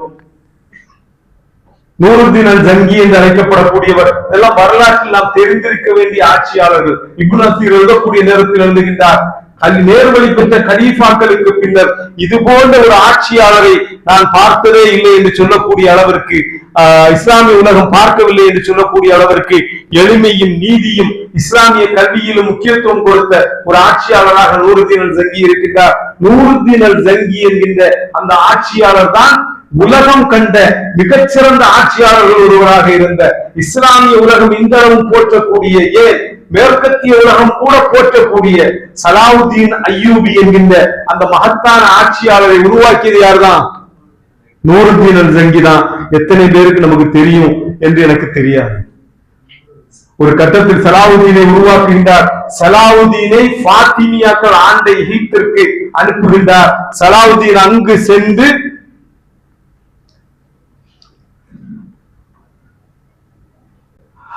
ஃபாத்திமியாக்கள் ஆண்ட எகிப்தை சென்று அங்கு கவர்னராக அவருடைய உறவினரோடு சலாவுதீனும் சென்று அங்கே ஃபாத்திமியாக்களுடைய கட்டுப்பாட்டில் இருந்த அந்த எகிப்து பகுதியிலே அவரும் சென்று நிர்வாக பணிகளை கவனிக்கக்கூடிய ஒரு நிலை அந்த காலகட்டத்தில் ஏற்படுகின்றது. இது ஒரு அழகான ஒரு உதாரணம் இருக்கின்றது. அந்த காலகட்டத்தில் அஹ்லு சுன்னாவுடைய மிகச்சிறந்த ஆட்சியாளராக இருந்தது யாரு? நூருத்தீன் அல் ஜங்கி. ஃபாத்திமியாக்களுடைய ஆட்சியாக இருந்தது, ஷியாக்களுடைய ஆட்சியாக இருந்தது எகிப்து. எகிப்தை சிலுவைப்படுகிறவர்கள் கைப்பற்றுவார்கள் என்பதனால் ஷியாக்கள் ஃபாத்திமியாக்கள் நூருத்தீனுடைய உதவியை தேடுகின்றார்கள். நூருத்தீன் சுல்தான் சலாவுதீன் அய்யூபியை அனுப்பி கொடுக்கின்றார். இவ்வாறு ஒரு உறவுகள் அவர்களுக்கு இடையில் நல்ல உறவுகள் பேணப்பட்டது என்பதையும் இந்த காலகட்டத்தில் நாம் சொல்ல வேண்டிய இன்றைய காலகட்டத்தில் மிக முக்கியமான ஒரு செய்தியாக இருந்து கொண்டிருக்கின்றது. நூருத்தீன் அல் ஜங்கி பல போர்களில் எதிர்கொண்டு சிலுவை படைவர்களை தோற்கடிக்கின்றார். அவருடைய மிக முக்கியமான விஷயம் என்னன்னு கேட்டீங்க, இது மஸ்ஜிதுல் அக்ஸாவில் அது கைப்பற்றப்படக்கூடிய நேரத்தில் நிறுவுவதற்காக ஒரு மிம்பரை உருவாக்குகின்றார். அந்த தொலைநோக்கு பார்வையை பாருங்க. மஸ்ஜிதுல் அக்ஸா கைப்பற்றப்பட வேண்டும் என்பதில் உறுதியாக இருந்தார் என்பதை நாம் பார்க்கின்றோம். அதற்காக ஒரு மிம்பரை உருவாக்குகின்றார். அந்த மிம்பரை சலாவுதீன் அய்யூபி அங்கே நிறுவினார் என்பதையும் நாம் என்ன செய்கிறோம், பிற்கால வரலாறுகள் நாம் பார்க்கின்றோம். சலாவுதீன் அய்யூபியுடைய வரலாறு இதெல்லாம் ஒரு வகுப்பாக எடுக்க வேண்டிய வரலாறு. சுருக்கமாக ஒரு சில செய்திகளை மட்டும் உங்களுக்கு சொல்றேன். கிபி 1137 குருது இனத்தில் பிறக்கிறார். அவர் பிறந்த ஆண்டு திக்ரித் என்கின்ற அந்த நகரம், ஈராக்குடைய அந்த திக்ரித் நகரம், இன்றைய ஈராக்குடைய திக்ரித் நகரம், அங்கிருந்து பிறந்த உடனேயே வெளியேற்றப்படுகிறார். அன்னைக்கு பிறந்த அன்னைக்கே வெளியேற்றப்படுகிறார்கள் அவர்கள். அவர்கள் நேர இங்க வர்றாங்க, ஜங்கிகளுடைய மசூல் நகருக்கு வர்றாங்க. இமாதுத்தீன் ஜங்கி வரவேற்கிறார். வரவேற்று அவருக்கு பொறுப்புகளை வழங்குகின்றார். தந்தை நஜிமுத்தீன் கவர்னர் ஆகிறார். சிறிய தந்தை அசதுத்தீன் படை தளபதியாக மாறுகின்றார். அசதுத்தீனும் சுல்தான் சலாவுதீன் அய்யூபியும் தான் எங்க போறாங்க, எகிப்திற்கு செல்லுகின்றார்கள். மார்க்க கல்வியிலும் ஷாஃபியுடைய ஃபிக்ஹிலும் தேர்ச்சி பெறுகின்றார். அம்பெய்தல், குதிரையேற்றம் போன்றவற்றில் தேர்ச்சி பெறுகின்றார். அசதுத்தீனோடு இணைந்து போர்களில் பங்கேற்கின்றார். வெகு சீக்கிரமாக நூருத்தீனுடைய நம்பிக்கைக்குரியவராக மாறுகிறார்.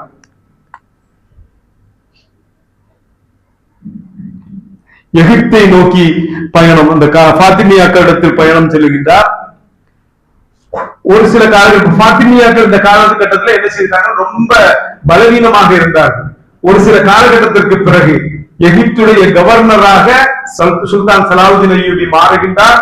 எகிப்திலிருந்து ஃபாத்திமியாக்கள் அவர்களுடைய கிலாபத்தை முடிவுக்கு கொண்டு வருகின்றார் சுல்தான் சலாவுதீன் அய்யூபி. ஒரு கட்டத்தில் ஃபாத்திமியாக்களுக்காக ஓதப்பட்ட குத்துபா, அதாவது ஆட்சியாளருடைய பெயரில் குத்துபா ஓதப்படும். அந்த குத்துபா மாற்றப்பட்டு நூருத்தீன் ஜங்கியுடைய பெயரில் எகிப்துடைய நகரில் குத்துபா ஓதப்படுகின்றது. அன்றிலிருந்து அதனுடைய ஆட்சியாளராக சுல்தான் சலாவுதீன் அய்யூபி உருவாகின்றார். எகிப்தில பலமான இராணுவத்தையும் நல்ல தளவாடங்களையும் உருவாக்குகின்றார். அதாவது ஒரு கனவு மட்டும் போதாது, ஜெருசலத்தை மீட்க வேண்டும் என்பது ஒரு கனவு. அந்த கனவு மட்டும் போதுமா என்று கேட்டால் போதாது. எதுவாக இருந்தாலும் ஒரு ஆட்சி பொறுப்பை அடைய வேண்டும் அல்லது ஒரு வளமான சமூகமாக மாற வேண்டும் என்கின்ற கனவு மட்டும் போதாது, தெளிவான திட்டங்கள் தேவை என்பதை இந்த வரலாற்றிலிருந்து நீங்கள் உணர்ந்து கொள்ள முடியும். சலாவுதீன் அய்யூபியுடைய வரலாற்றில் இருந்து. முந்தினது வைங்க பார்ப்போம். ப்ரீவியஸ் ஸ்லைடு இல்ல, அடுத்தது. ஓகே. நூருத்தீன் ஜங்கி மரணம் அடைகின்றார். திடீர்னு மரணம் அடைகிறார். மரணம் அடைந்ததற்கு பிறகு சுல்தான் சலாவுதீன் அய்யூபி கொஞ்சம் சீக்கிரமா முடிச்சிடறோம், 5 minutes அல்லது 10 minutes முடிச்சிடறோம் இன்ஷா அல்லாஹ். சுல்தான் சலாவுதீன் அய்யூபி என்ன செய்கின்றார், உடனடியாக என்ன செய்யல, ஜெருசலம் சிலுவை படைகளோடு போருக்கெல்லாம் போகல. முதல்ல என்ன போர் செய்தார் தெரியுமா? எங்கெல்லாம் முஸ்லிம் ஆட்சியாளர்கள் பலவீனமாக இருந்தார்களோ அந்த பகுதிகளை எல்லாம் கைப்பற்றுகின்றார். மொசூலாக இருக்கட்டும், அலப்போவாக இருக்கட்டும், பல்வேறு பகுதிகள், ஈராக்குடைய, சிரியாவுடைய பகுதிகளை எல்லாம் தன்னுடைய கட்டுப்பாட்டிற்குள்ளாக கொண்டு வரக்கூடிய சுல்தான் சலாவுதீன் அய்யூபியை நாம பார்க்கிறோம். இந்த காலகட்டத்திலே இருந்தா சுல்தான் சலாவுதீன் அய்யூபி என்ன செய்திருப்போம், நம்ம எல்லாம் காப்புன்னு சொல்லி அவனை தானே அடிக்கணும், இவரை ஏன் அடிக்கிறேன்? ஒரு தெளிவான திட்டமும் ஒரு தொலைநோக்கு பார்வையும் அவருக்கு இருந்தது. இந்த காலகட்டத்தில் எல்லாம் சிலுவை படை வீரர்களோடு ஒப்பந்தங்களில் ஈடுபடக்கூடிய சலாவுதீன் அய்யூபியை பார்க்கிறோம். இன்னைக்கு சலாவுதீன் அய்யூபி வாழ்ந்தா கோலன்னு சொல்லி இருக்கும். ஒரு தெளிவான பார்வையோடு தன்னுடைய அரசை பலமான ஒரு அரசாக உருவாக்குகின்றார். கருத்து வேறுபாடுகள் இல்லாத ஒரு சூழலை சாம்ராஜ்யத்திற்குள்ளாக உருவாக்குகின்றார் என்பதை பார்க்கின்றோம். முதல்ல சிலுவை படை வீரர்களுக்கு எதிராக நடைபெற்ற போரில் தோல்வி அடைகின்றார். தோல்வியிலிருந்து பாடம் பயின்றதற்கு பின்னர் பேட்டில் ஆஃப் மாரிஜ் அய்யூன் என்று அழைக்கப்படக்கூடிய அந்த போர் 1979 1879 இருக்கும்னு நினைக்கிறேன். 1000 வருஷம் தப்பா இருக்கிறது. அந்த போரில் என்ன செய்யப்படுகின்றது? சலாவுதீன் அய்யூபி வெற்றி பெறுகின்றார். அதற்கு பின்னர் ஜேக்கப் ஃபோர்ட் என்று அழைக்கப்படக்கூடிய அந்த கோட்டையை அவர் அளிக்கின்றார் என்பதை எல்லாம் பார்க்கின்றோம். இந்த நேரத்தில் சிலுவை படை வீரர்களோடு ஒப்பந்தங்கள் ஈடுபட்டிருந்த அந்த ஒப்பந்தங்களை மீறிய ரிச்சர்ட் ரெனால்ட் ஆஃப் சாட்லியன் என்று அழைக்கப்படக்கூடிய 1186 ரெனால்டு ஒப்பந்தத்தை மீறுகின்றார். ரெனால்டை என்னுடைய கரத்தால் கொள்வேன். எந்த அளவுக்கு சொன்னா, ஹஜ்ஜுக்கு செல்லக்கூடிய மக்களை கொண்டு குவித்தவர்களுடைய சொத்துக்களை இவன் சூறையாடுகின்றார். ஒப்பந்தத்தில் இருந்த நிலையில் அவனை என் கையால் கொள்வேன் என்று சொல்லுகின்றார். 1187 பேட்டில் ஆஃப் ஹத்தீன் என்று அழைக்கப்படக்கூடிய ஹத்தீன் போர் ஏற்படுகின்றது. அந்த காலகட்டத்திலே மிகப்பெரிய போர் அந்த போர். அந்த போரில் சிலுவை படை வீரர்கள் தங்களுடைய மொத்த சக்தியை திரட்டி வந்தார்கள். சுல்தான் சலாவுதீன் அய்யூபியுடைய போர் நுணுக்கத்துடைய அடிப்படையில் போரை திறம்பட நடத்தி அந்த போரில் சுல்தான் சலாவுதீன் அய்யூபி வெற்றி பெறுகின்றார். ரெய்னால்டு கைப்பற்றப்படுகின்றார். எந்த வாக்குறுதி அவர் கொடுத்தாரோ, என்னுடைய கரத்தால் கொள்வேன் என்று சொன்னாரோ, அந்த வாக்குறுதியை நிறைவேற்றுகின்றார் என்பதை நான் பார்க்கிறோம். ஹத்தீன் போருக்கு பின்னால் சுல்தான் சலாவுதீன் அய்யூபியுடைய படை ஜெருசலம் நகருக்கு செல்கின்றது. ஜெருசலம் நகரை முற்றுகையிடுகின்றார். இந்த காலகட்டத்தில் முஸ்லிம்களை சிலுவை படை வீரர்கள் நடத்திய அந்த நிலைப்பாடு இருந்தா இல்லையா, அந்த நிலைப்பாடு சுல்தான் சலாவுதீன் அய்யூபிக்கு பெரும் கோபத்தை ஏற்படுத்தி இருந்தது. இவர்கள் எதிர்த்தில் காட்டியதை அவர்களிடத்தில் நான் திரும்ப காட்டுவேன் என்கிற நிலை அவருக்கு இருந்தது. இருந்தாலும் ஜெருசலம் நகருக்குள்ளாக செல்லக்கூடிய நேரத்தில் அவரோடு ஒப்பந்தங்கள் பேசப்படுகின்றது. தூதர்கள் மூலமாக பேச்சுவார்த்தைகள் நடைபெறுகின்றது. அந்த பேச்சுவார்த்தைக்கு இறுதியில் எவ்வாறு உமர் ரலியல்லாஹு அன்ஹு ஜெருசலத்திற்குள்ளாக நுழைந்தார்களோ, வரலாறு பார்க்கணும். 2வது முறை கைப்பற்றணும். ஆனா முதல் முறை கைப்பற்றியது போன்றதல்ல. 2வதாக நம்மிடத்திலிருந்து கைப்பற்றக்கூடிய நேரத்தில் பல லட்சம் பேர் கொண்டு குவிக்கப்பட்டார்கள் என்ற நிலை இருந்தாலும் உமர் ரலியல்லாஹு அன்ஹு கைப்பற்றியதற்கு ஒப்பான ஒரு நிலையில் ஜெருசலம் நகரை கைப்பற்றக்கூடிய நம்முடைய சுல்தான் சலாவுதீன் அய்யூபியை நாம் இந்த காலகட்டத்தில் பார்க்கிறோம். சுப்ஹானல்லாஹ், மக்கள் பிணைத்தொகை கொடுத்து விட்டு ஐரோப்பா, அதாவது அந்த பகுதியில் உள்ள கிறிஸ்தவர்கள் அங்கே தங்குவதற்குரிய உரிமை வழங்கப்படுகின்றது. பலஸ்தீனத்தில் உள்ள மக்கள் இருந்தாங்களா இல்லையா, அவர்கள் அங்கே தங்குவதற்குரிய உரிமை. யாரெல்லாம் வெளிநாடுகளில் இருந்து வந்தார்களோ, மேற்கத்தியர்கள் யாரெல்லாம் வந்தார்களோ, பிணைத்தொகை கொடுத்து விட்டு செல்லலாம் என்று சொல்லப்படுகின்றது. பிணைத்தொகை கொடுக்க வசதி இல்லாத ஏழை எளியவர்களாக இருந்தவர்கள், அவர்களுடைய பிணைத்தொகை யார் கொடுத்தார்? சலாவுதீன் அய்யூபி தன்னுடைய போர் செல்வத்திலிருந்து கொடுத்தார் என்கின்ற வரலாற்றை நாம் பார்க்கிறோம். சுப்ஹானல்லாஹ், ஒப்பிட முடியாத அளவிற்கு ஒரு கருணையுடைய வரலாறாக அந்த வரலாறு அமைகின்றது. அந்த ஜெருசலம் மீண்டும் கைப்பற்றப்படுகின்றது. நூருதீன் ஜங்கி உருவாக்கிய மிஹ்ராப் அங்கே கொண்டு வரப்படுகின்றது. குத்பாக்கள் சுல்தான் சலாவுதீன் அய்யூபியுடைய பெயரால் நிறைவேற்றப்படக்கூடிய ஒரு மகிழ்வான ஒரு தருணம் அங்கே ஏற்படுகின்றது. அதற்கு பின்னர் 3வது சிலுவை போரை அறிவிக்கின்றார்கள். யாரு? போப்பு மீண்டும் ஜெருசலம் கையிலிருந்து போனவுடன் 3வது சிலுவை போர் அறிவிக்கப்படுகின்றது.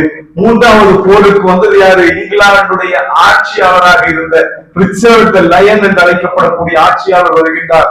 போர் நடைபெறுகின்றது. பல இடங்களில் போர் நடைபெறுகின்றது.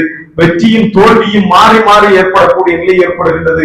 இந்த காலகட்டம் சுல்தான் சலாவுதீன் அய்யூபி என்கின்ற ஒரு மனிதனை பற்றிய ஒரு ஒரு ஒரு ஒரு வியப்பு, ஒரு ஐரோப்பியர்களுக்கு மத்தியில் ஏற்படக்கூடிய ஒரு நிலை ஏற்படுது. எந்த அளவுக்கு கேட்டீங்கன்னா, ரிச்சர்ட் லயன் என்று அழைக்கப்படக்கூடிய ரிச்சர்டுக்கு காய்ச்சல் ஏற்படுகிறது. மருத்துவம் பார்க்க வழி இல்ல, குளிர்ந்த நீர் வேண்டும்.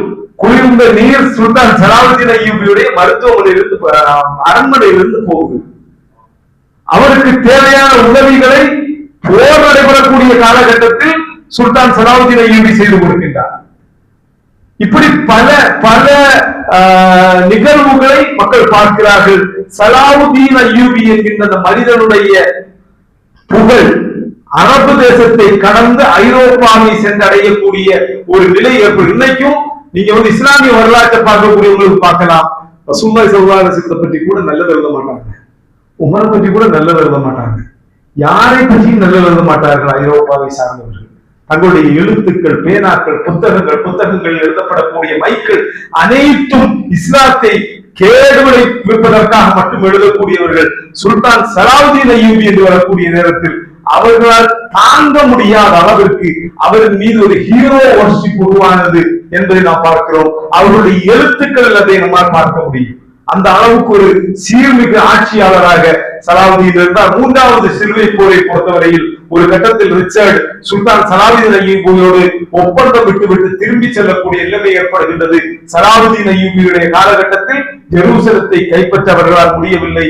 இந்த போருக்கு அவர்கள் திரும்பி சென்றதற்கு பிறகு திடீரென்று சுல்தான் தன்னுடைய வாழ்நாளுடைய பெரும் பகுதியை போர்க்களத்தில் மட்டும் கழித்த சுல்தான் சலாவுதீன் அய்யூபி மரணம் அடைகின்றார். மரணம் அடையக்கூடிய நேரத்தில் கஃபனாடைக்கு கூட பொருளாதாரம் இல்லாத நிலையில் அவர் இருந்தார் என்கின்ற வரலாற்று செய்தியை நாம் பார்க்கக்கூடிய நேரத்தில் சுப்ஹானல்லாஹ், ஒரு மார்க்கத்திலும் ஒரு நல்ல நாலேஜ் உள்ளவராக அவர் இருந்தார் என்பதையும் நம்மால் பார்க்க முடிகின்றது. அவர் தன்னுடைய வாழ்நாளில் பெரும் பகுதியை போர்க்களத்தில் கழித்திருந்தார். அந்த நிலையில் அவருடைய மரணம் ஏற்படுகின்றது என்பதையும் நாம் பார்க்கின்றோம்.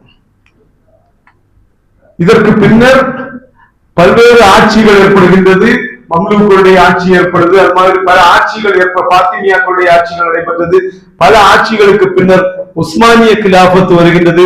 அவர்களுடைய ஆட்சியிலும் பாலஸ்தீனத்திற்கு முக்கியத்துவம் வழங்கப்படுகின்றது. பாலஸ்தீனத்தில் யாரெல்லாம் ஒன்னா வாழ்றாங்க? மீண்டும் கிறிஸ்தவர்கள், யூதர்கள், முஸ்லிம்கள் ஒன்றாக வாழக்கூடிய நிலை இருந்தது என்பதையும் நாம் பார்க்கின்றோம். இது முதல் பகுதி. அடுத்த பகுதி இன்ஷா அல்லாஹ் நாளைக்கு சியோனிசத்துடைய வரலாறு பார்ப்போம். ரொம்ப ஃபாஸ்டா போன மாதிரி உங்களுக்கு இருந்திருக்கும்னு நினைக்கிறேன்.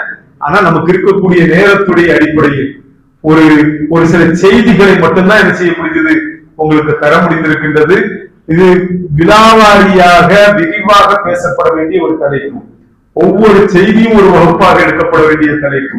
சுல்தான் சலாவுதீன் அய்யூபியை பற்றி எல்லாம் பேச போனா நிறுத்த முடியாத அந்த அளவுக்கு செய்திகள் நம்மிடத்துல இருக்குது. ஆனா அதெல்லாம் பேசக்கூடிய அவை இல்லை என்கின்ற அடிப்படையில் சுருக்கமாக ஒரு சில செய்திகள் உங்களுடைய பார்வைக்கு தரப்பட்டிருக்கின்றது. நாளைய தினம் சியோனிசத்தில் இருந்து தொடங்கி இந்த அளவு நடைபெறக்கூடிய நிகழ்வுகளை சுருக்கமாகவும், நாளை மறுநாள் ஈரானை பற்றி தான் கிடைப்போம். ஈரானுடைய அங்க இருக்கக்கூடிய ஷியாக்களுடைய சியாயிசத்துடைய வரலாறாக இருக்கட்டும், இப்போது நடைபெறக்கூடிய நிகழ்வுகளில் ஒரு முஸ்லிமுடைய நிலைப்பாடு என்னவாக இருக்க வேண்டும் என்பதை பற்றி ஒரு ஷார்ட் நோட்டாக இருக்கட்டும். இன்ஷா அல்லாஹ் ஒரு சில செய்திகள் தருவதற்கு முயற்சி செய்யலாம். வரலாறு சில நேரங்களில் கொஞ்சம் போரிங்கா தான் இருக்கும். நான் ஏற்கனவே சொன்னதை மாதிரி வரலாறை மறந்த ஒரு சமூகம் ஒருபோதும் ஒரு வரலாறை படைக்க முடியாது என்பதை நாம் விளங்க வேண்டும். அல்லாஹ் ரப்பல் ஆலமீன் வரலாறுகளிலிருந்து பாடம் பெறக்கூடிய ஒரு மக்களாக நம்மை ஆக்கி அருள் புரிவானாக. ரப்பனா ஆத்தினா ஃபித் துன்யா ஹஸனத்தன் وفي الآخرة حسنة وقنا عذاب النار. السلام عليكم ورحمة الله وبركاته.